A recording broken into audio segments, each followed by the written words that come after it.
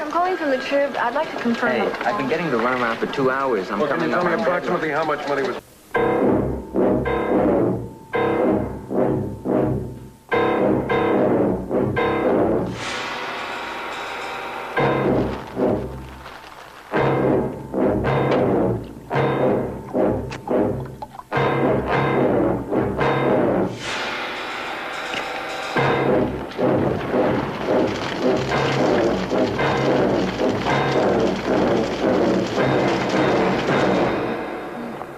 Neat jeans. Where do you have them done? They just kind of happen. Ooh, I can tell a lot about a guy on a first date by the kind of car he drives, and I think I'm gonna like you. Great wheels. Yeah. That's mine.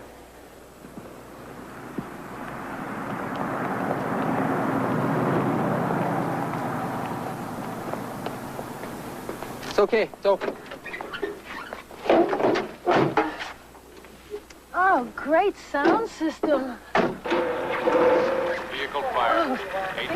So you're a little off the station. Oh, these are scanners. Oh, great. Well, what are we gonna do? You like disco? Wait a second. I got something better. First, we're going to a fire. Oh, that's cool.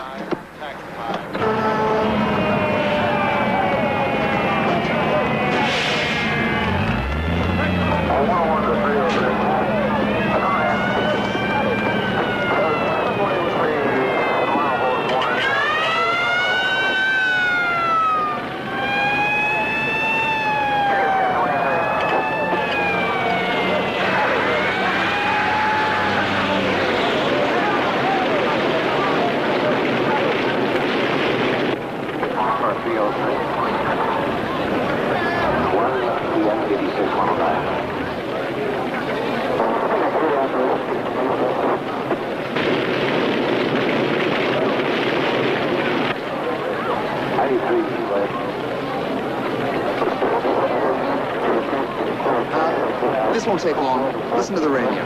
Which one?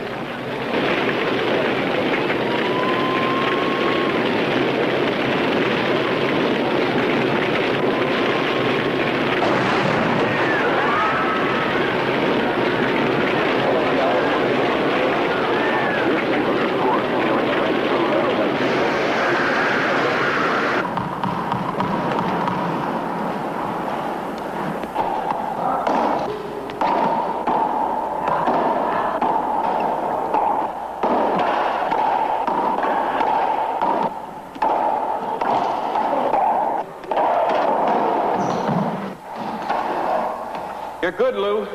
We've got to play more. Yeah. That the punishment for playing good? It's a great game for working out the frustrations of the job, isn't it? Frank, I go on my job to work out the frustrations of trying to learn this game. How do you handle it when the pressure's built up and you just feel like yelling at the people who work for you? I yell at the people who work for me. It's very healthy. Excuse me, my beeper. Do you always have that thing go off when your opponent makes a great return? You'd have heard it before if you ever returned one. I'm sorry, Lou. I gotta go. You a doctor? No, fireman. You make house calls? Only if they're burning. Actually, I work out of the Newton Fire Marshal's office. I investigate arson. I'll see you later.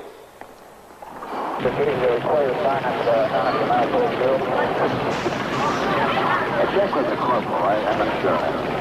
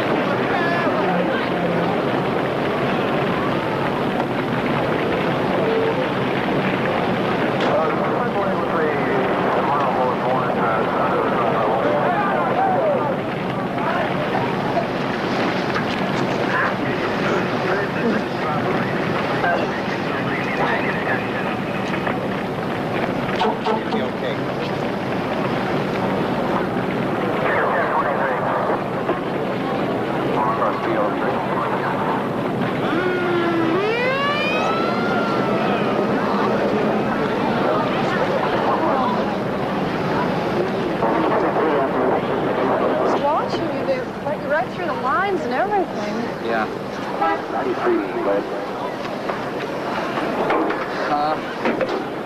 Look, bear with me here. I gotta get this film back to the paper.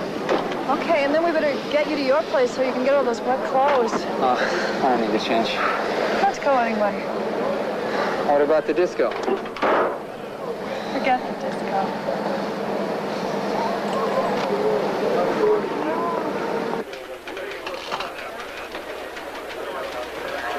Mrs. Pinchon, something wrong? Good morning, Mr. Grant. Why must your mind work that way? Just because I dropped by my city room doesn't mean something dreadful has happened. Morning, Miss Pinchon. Lou, what's wrong? This fire story caught my eye. Oh, that was just a routine fire. Animal was in the neighborhood. He got some good art, so we ran the picture. Well, the reason I'm down here is because that picture is of a building I've spent a great deal of time in. Oh, not recently, of course. When I was a little girl, that building was in a very fashionable section. My father built it. Too bad it had to go like that. Well, it's not just the personal memories that make it seem such a loss. The architects were pioneers of that era. Before everything in Southern California became stucco and glitter. Precisely. Now, I know you gentlemen have your priorities, but could you send a reporter by as a sort of follow-up to see if the building was burned beyond repair or if they're going to be able to salvage it? I'll put someone on it right away. Thank you. Have a good day. Oh, and Mrs. Pinchon, stop by any time.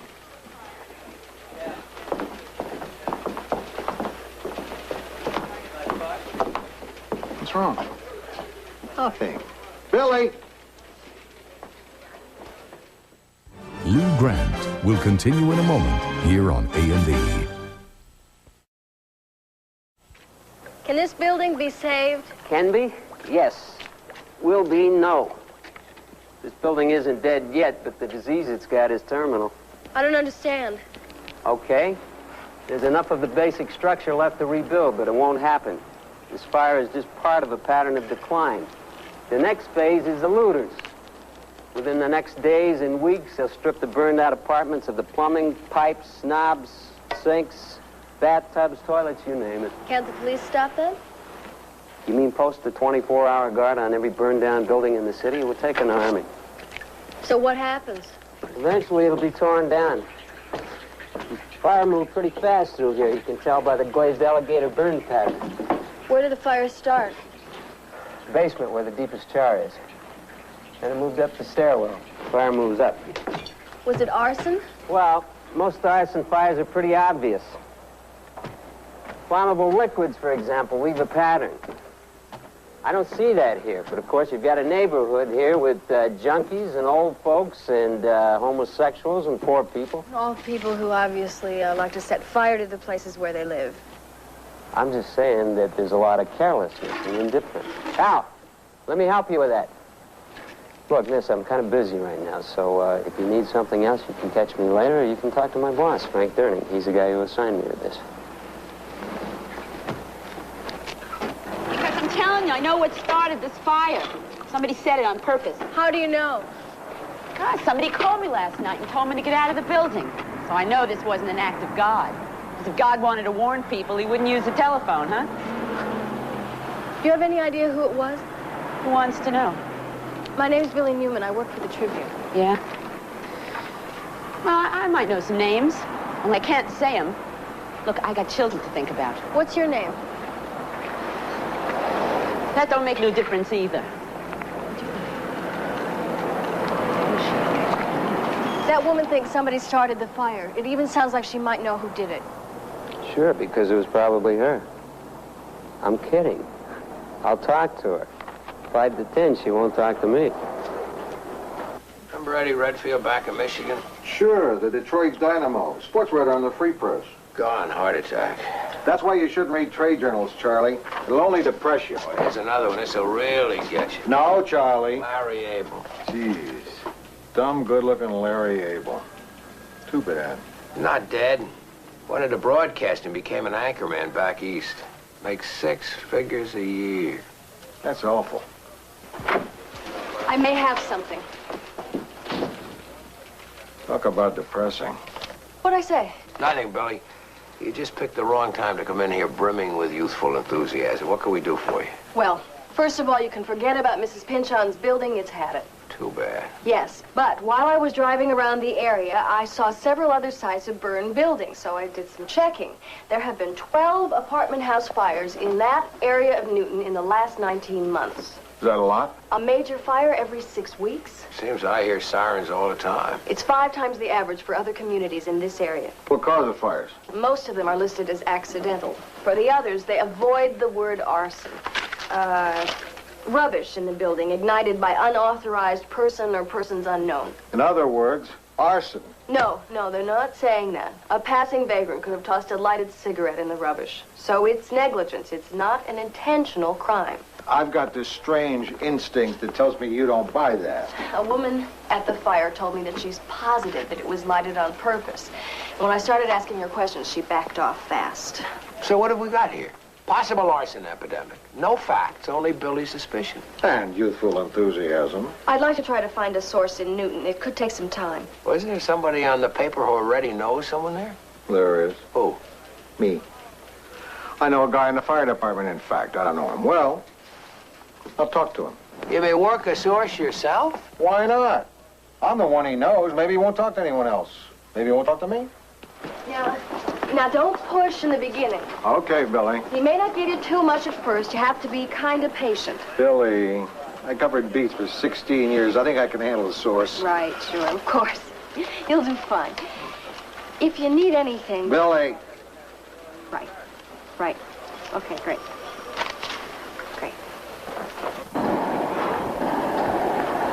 Oh, that was better than last time, huh? Yeah, 35 minutes and your beeper isn't going off yet. That doesn't happen so often. What is it you do then? Investigate fires for arson? My men do. Arson is pretty hard to prove, I guess, huh? It's a misconception. Arson isn't hard to prove. It's just hard to pin on somebody. You have to catch the guy running from the scene with a smoking match. Yeah. Not quite that bad. It's just that our caseload is so heavy and people somehow don't realize what a vicious crime arson is. If I used the word killer, that would make people take notice. You're a newsman. You know what fire does to people. People die in fires. Firemen, kids. Even with a man who uses a gun, the destruction is limited. It's fairly known. The guy who puts a match to a building, he could be unleashing a Holocaust, and to me there isn't a worse soul on earth than someone who would do that.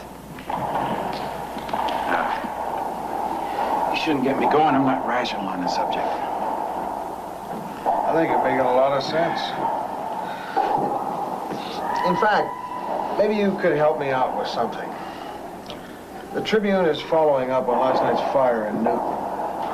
One of our reporters has this crazy feeling that all the burned out buildings in the area might be part of a pattern. Why is that crazy? Like a pattern of arson. We checked the reports. The fires are listed as accidental. Yeah? Where do we go from there? Check again. Look at the ownership of the building. Look for names. What are you saying, Frank? What's the story? Your newspaper's gonna have to do this on its own. Oh, come on, Frank. We'll see where you go with that. It's gotta be my way, Lou. I've got my reasons. Okay. I think it's your servant. Lou Grant will continue in a moment here on A&E.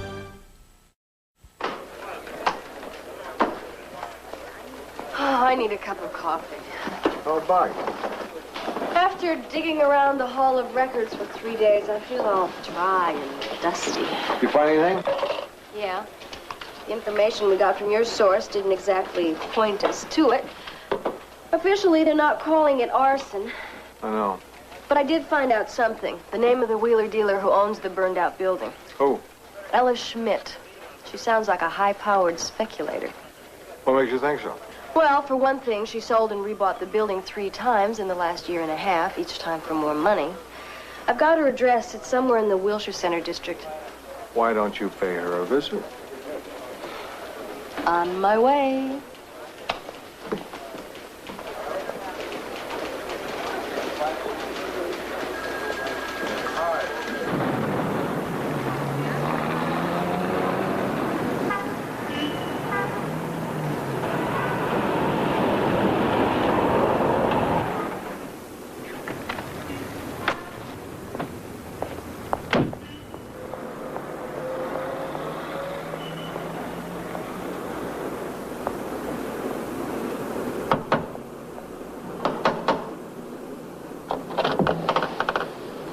Is Miss Schmidt in? Mrs. Schmidt, yes, I am. Do you own a building at 1520 Dayton in Newton? Yes. Well, I wanted to talk to you about it. My name is Billy Newman of the Tribune. Oh. Well, come in. Would you care for a cup of tea? I just made some. The real kind, not with the bag. That would be nice. And it's still piping hot. Tea must be hot, mustn't it? Yes. Here you are. Thank you. I guess the insurance will cover the damage from the fire. Yes, the insurance. Who's your insurance carrier? Oh, well, if you really want to speak about the building, you'll have to ask my lawyer. I have his card somewhere here. He handles all the business aspects, yes. Here it is. Mason Cunningham. Yes, I am the attorney for Mrs. Schmidt from that venture. I wanted to ask you a few questions about... Let me interrupt you for a moment, Miss Newman. You're talking about a private business here. And I don't have to comment, and I won't comment now. Please don't take that personally, but I've been doing this long enough to know that the press always manages to distort what you say, and then I regret the time that I've spent. I know you're busy, but... That's right. I am busy.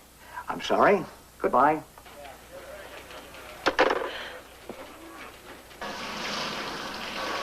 So we dug around. We found his tycoon who owns the building. Only Grandma Walton is playing a part. So we got to this lawyer Cunningham, and he's stonewalled. It's a dead end. He's checking ownership. How we did that? Look at the other burnt buildings. Look for names. What are we gonna find? Whatever you find.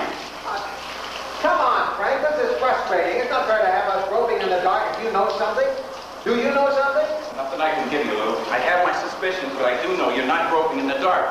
You're just going to have to make these painful steps yourself in order to build a case. Build a case?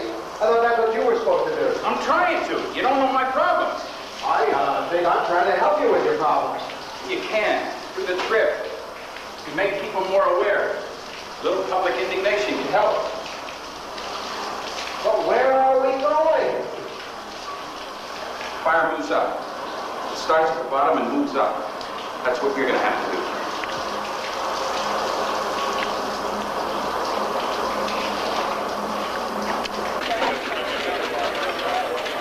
Each card is a burned-out building in Newton. Is there a pattern here? Do they all have 3 6s in the address or something? If there's a pattern, I don't see it. What about this owner, George Kelly? I see his name in a couple places here. Is that a pattern? I don't know. It's getting really complicated. I could use another mind on this. Good idea. Rossi. Not that mind.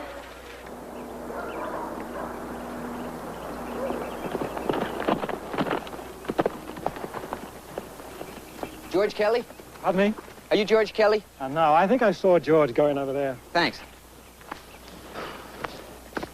Hey, I'm looking for George Kelly. I'm Kelly. I'm looking for a man who owns a building in Newton. It was burned in a fire a few months ago. Yeah? So I found him. What is it you want? Just to ask a few questions. Can I give you a hand with that? No. Well, I'll just walk along with you then. You can walk along, but if you want to talk about the building, you better call my lawyer. And what is his name, sir? Mason Cunningham. Good ride, Mr. Davis. Thank you, George. Cunningham.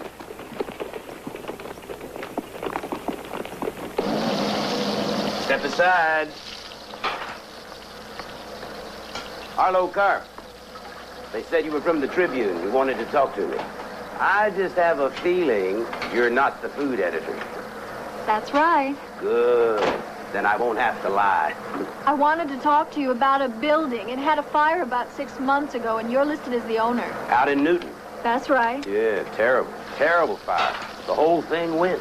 But the insurance paid for it. Oh, yeah, yeah. But look, I don't involve myself in the day-to-day running of the property. I'm much too busy working on my career. You want to know more, you just talk to my lawyer, Mason Cunningham. You know him? Not real well. Great guy. Say, you had lunch. I'll fix something special. No thanks. I'm kind of short on time. Hey, I understand. I'd only hear myself. Hey, no admittance. Sorry, Joe. I'll take that. Boy, security's really a joke around here. We've got to run it tight as shit. Relax, Rossi. We haven't broken the enemy code here. So far, all we've got is a bunch of names, dates, and addresses which don't add up to anything. Okay, one more time. Each of these 12 cards represents 12 buildings, all in Newton, all of which have had a fire in the last 19 months. And all of which are owned by Ella Schmidt, the housefrau, George Kelly, the stable boy, or Arlo Karp, the fry cook. That's what's great about this country. Anybody can be an entrepreneur. We don't have squires and landed gentry. No, but we do have a few robber barons. I've got a little clue. Why don't you write it on a piece of paper and fold it up so we can all have fun guessing what it is?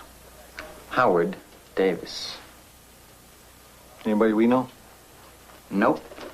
He just happens to be one of the major partners in the Claremont riding stables, where Kelly is the groom. He owns the diner in Santa Monica where Arlo Karp works. And Ella Schmidt, it turns out, is his mother-in-law.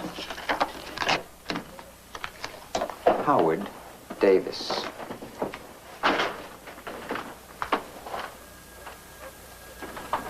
You call this evidence against Howard Davis? To me, it looks like the case history of an unlucky man. Unlucky. The man's a Job. Only Job wasn't insured for twice the assessed value of his property. I'm talking about a dozen fires here. How can that be coincidence? Well, Davis has interests all over the city. In this neighborhood, he's been hit by a lot of fires, sure. But he's also been the first and the loudest to complain. Hey, Dave, want to go to lunch? Oh, I guess you don't. Billy Newman of the Tribune, Frank Durning. Nice to meet you. Nice to meet you. Let me show you something.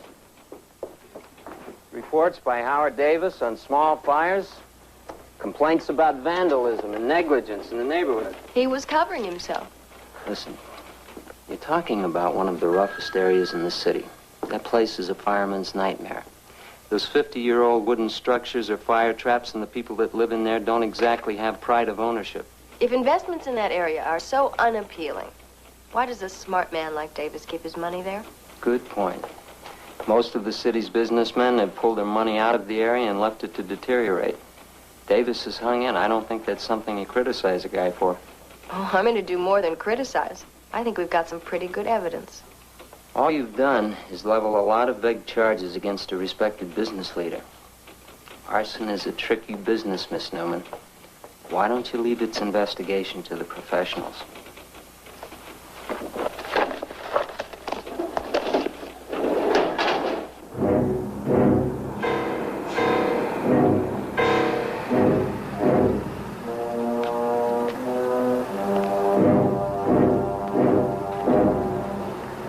Is it doable?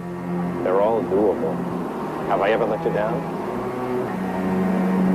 I've been trying to quit.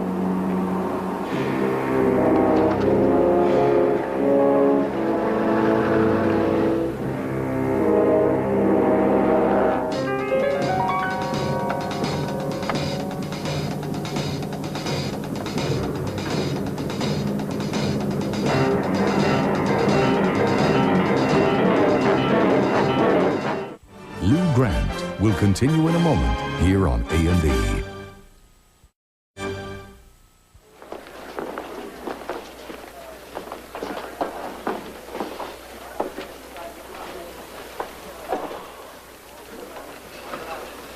You find pain amusing, Donovan? Not on most people, but you managed to bring it off. Yeah.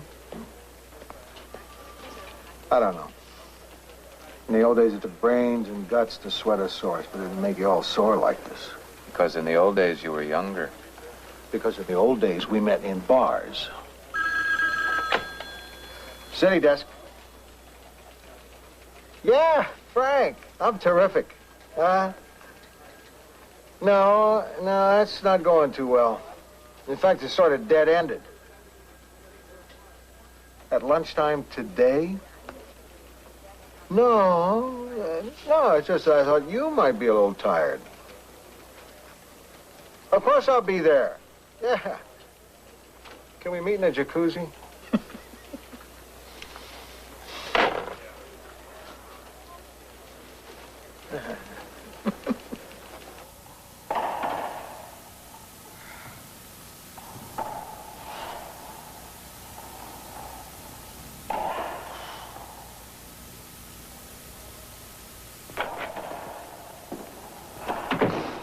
Got here faster than I thought you would.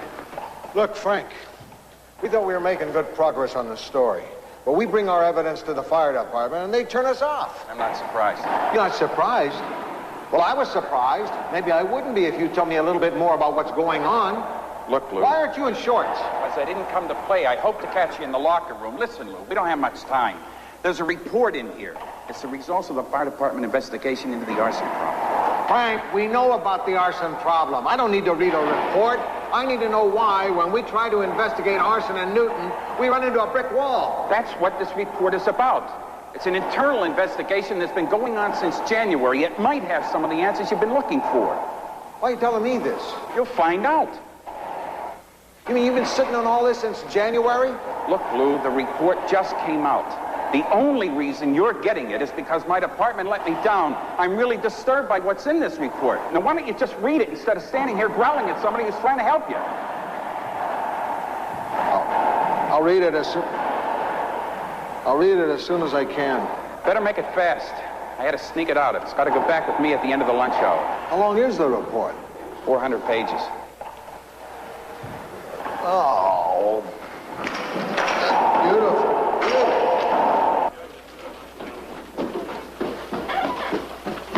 Where are the coffee boys? Off to lunch. Forgot your pants. Rossi, Billy. What's that? Don't ask questions. Just do what I tell you. We have to make copies of this. Use the machine in Mrs. Pinchon's office and the one in sports. Billy, we have to use the machines in advertising. We have 40 minutes. No, 38 minutes. Let's go. What is it? I think it's Lou's memoirs. I hope I get the war years.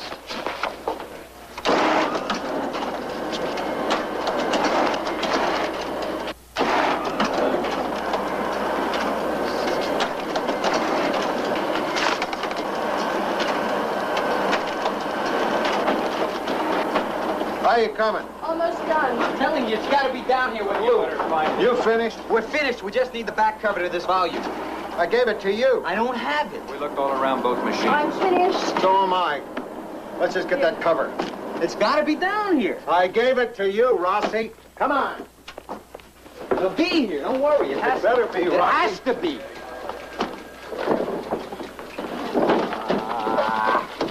Oh, face it, it's just not here. I can't turn the report back without that cover. You found it. Not exactly. I found this in the library. Aren't they going to be a little suspicious when we give it back with the title, A Boll Weevil Problem in the Central Valley? Not if we use the back cover. The color's close. Not really. Rossi! Well, if the light doesn't hit it. All right, you three start reading the report. I gotta get this back. He goes and plays ball. We have to stay home and do homework.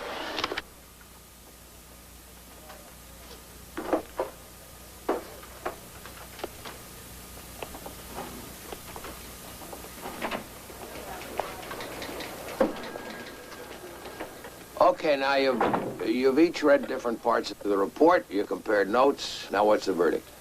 Mario Puzo has nothing to worry about. The man isn't asking for a literary opinion, Rossi. Apparently there was an arson for profit ring operating in Newton. Arson for profit? Sure. It works like this.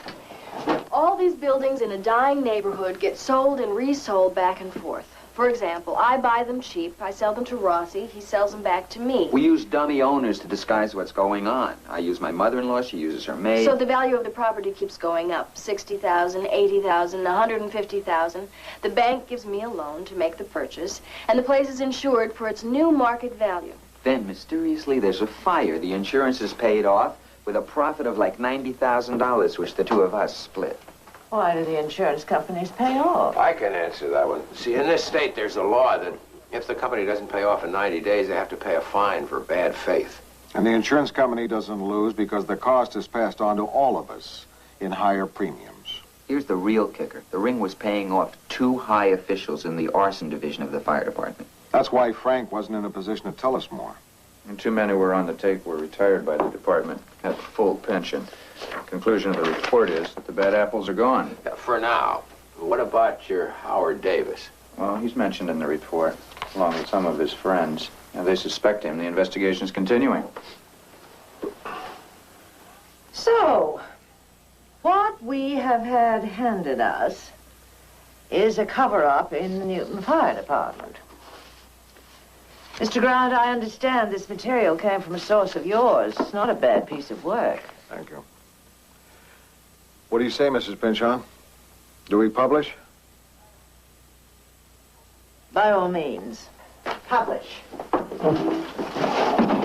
Don't forget that.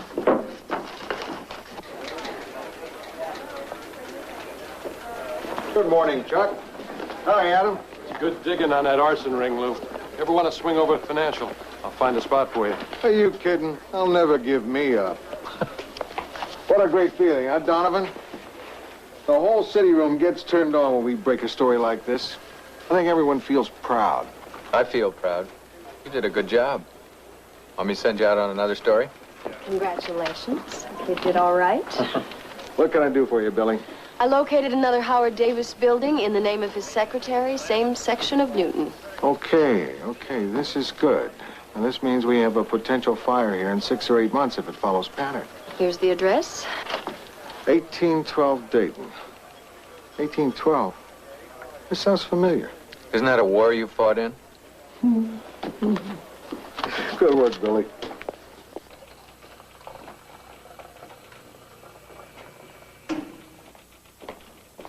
Morning, Chief. Not if you've read the Tribune. Just been going over it. For clues as to who the Fink was? Haven't found any. Well, something caught my eye. They say in that paper that the investigation started last January.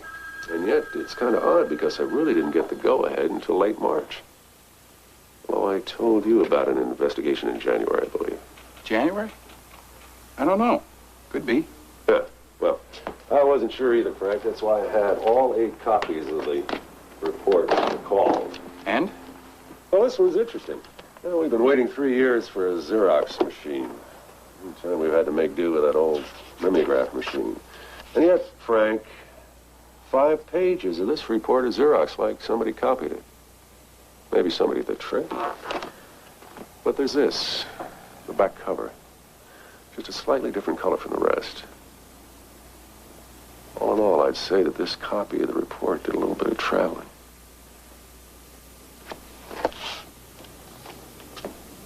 This is your copy of the report, Frank.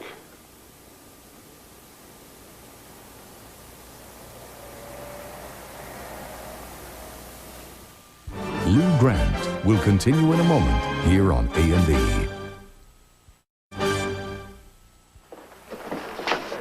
What's good here?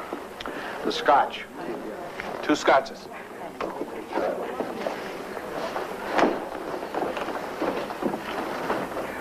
So, how is it over there, Frank? Yeah, we don't have to talk about that. Did you watch the game last night? Yeah, pretty good game. Was a good game. Yeah.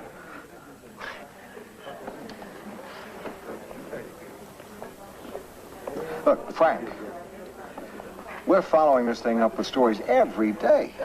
I read the papers. And the public's starting to respond. We're getting letters. There's talk of a task force, reorganizing your department on the LA model. Right, talk, no action. Oh, no, it's good, Lou. It's good. I'm sure people are more aware. You getting a lot of heat? No, more like ice. Getting the old freeze treatment. Nobody said a word to me in a week. I become like a piece of furniture, a desk or a chair. You know, it's not so bad. I miss a lot of lousy jokes. Yeah, it sounds like a great work environment. Yeah. Yeah, the thing is, it's not just work. Yeah, they don't call it home. Makes it rough on Sheila. Most of our friends were with the department. Other kids, they know something's wrong, but they don't understand what. How can they? Tell you, Lou, I don't know how much longer I can stick it out. I feel like I did this to you. Oh, no, you didn't do it. Come on. Huh. I thought you said the scotch was good here.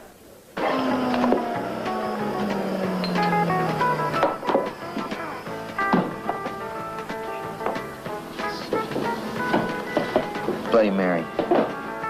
Hot. Extra hot.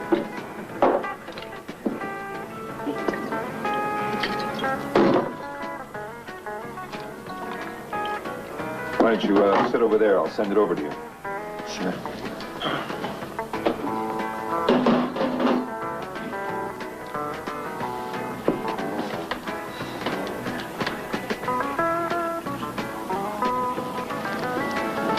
You a friend of Nick's?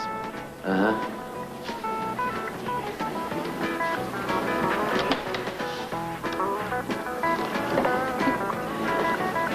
I heard you did good work. Top of the line. That's why my prices are top of the line. I didn't come here looking for bargains. That's a good start. Want to tell me about it? Okay. There's this guy who owns a restaurant. He took all his savings and decided to give L.A. a better hamburger. He opened a place in a good location in the financial district, but then they started tearing up the street in front of his place. It stayed torn up for months. The place never got off the ground. So this owner is running in the red. He doesn't know how he's going to pay back his creditors. The world dealt him some bad cards. Maybe could deal him a stroke of luck so he could get well. A little spontaneous combustion, maybe? After hours. After hours when the place is deserted. Nobody should get hurt. Sounds doable. This owner is in kind of a hurry. Look, I'm busy tonight. I don't like jobs to come too close together. Maybe we'll talk in a week.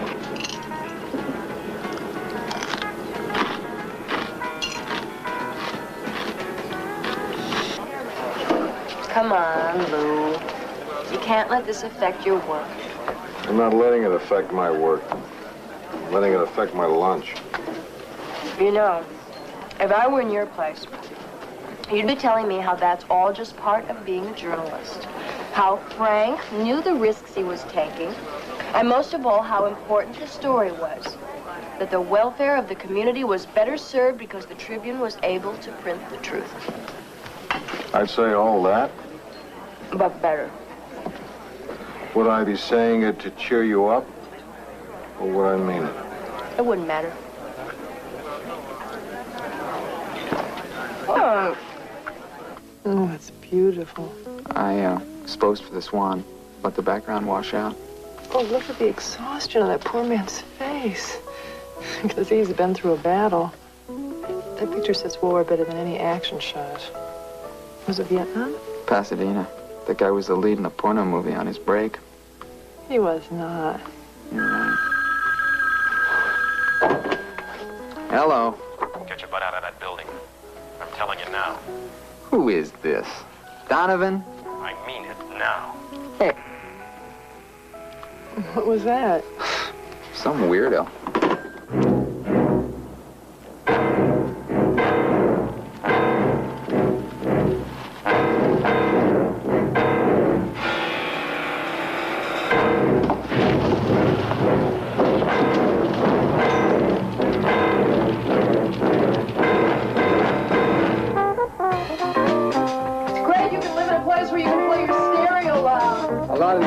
Are empty.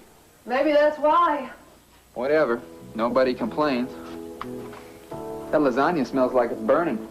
Another half hour. I'm just hungry.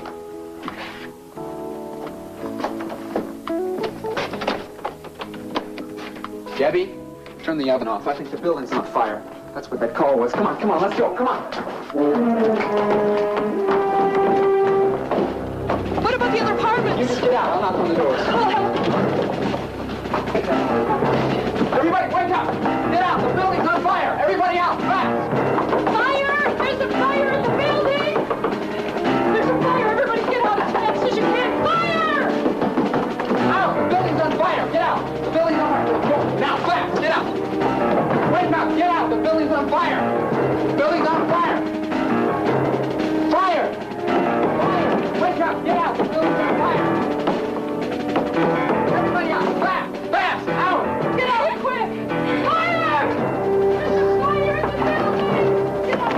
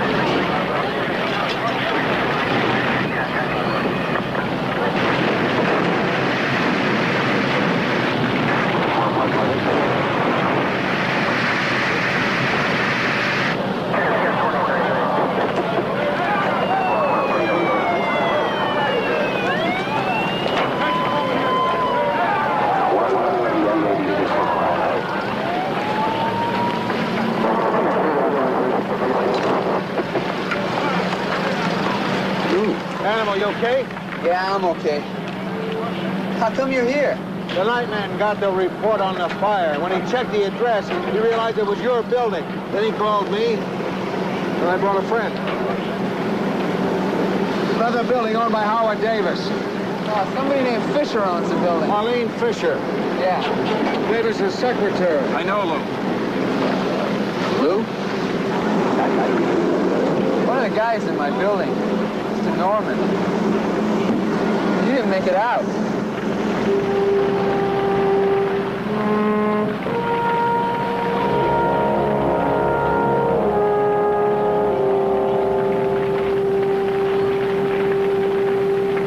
Hey, Captain Gurney? Yeah. They say you're the one that gave the fire department report to the newspapers. Is that right? Yes. Yeah, well, my name's Mike Carlson. You don't know me, but I just want to tell you something. The guys in the line have been talking a lot about you. Really appreciate what you did. Thank you.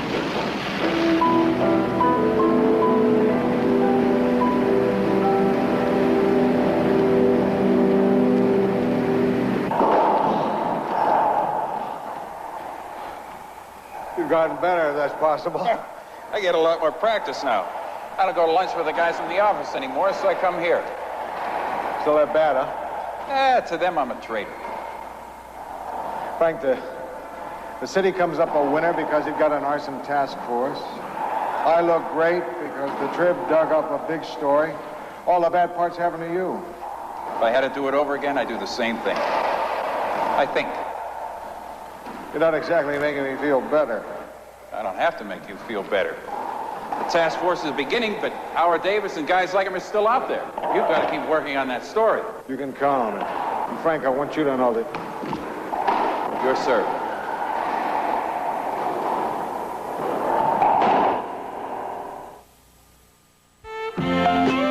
This is Mike Wallace. Pope John Paul II, a moral authority or a master politician?